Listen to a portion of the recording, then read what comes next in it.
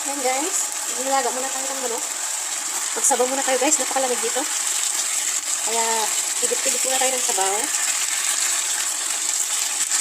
Yan guys. Yan natin ang paminta guys. Yan, maraming paminta mas masarap.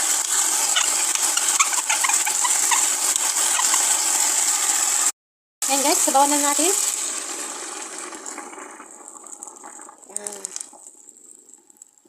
Yan lang natin kumulo guys.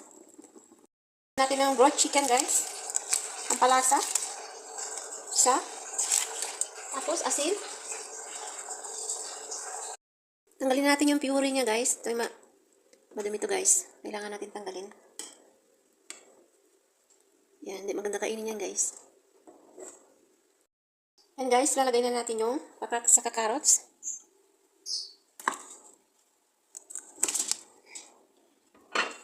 Lagyan ko pala ng zucchini guys. Para mas masarap. Yan. Palambutin lang natin yung carrot, patatas, saka zucchini guys. Tapos lalagyan na natin yung bagu beans saka cabbage. So, balikan natin after few minutes. Yan guys, lalagyan na natin yung bagu beans. Mamaya na natin lagay yung repolyo guys. Palambutin muna natin yung bagu beans. Yan guys, lagyan na natin yung repolyo.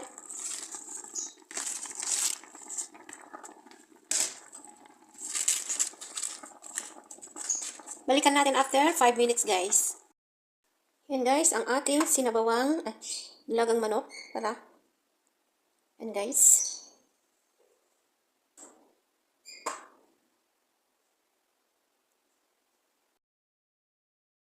Yan guys, lalagay na natin sa bowl.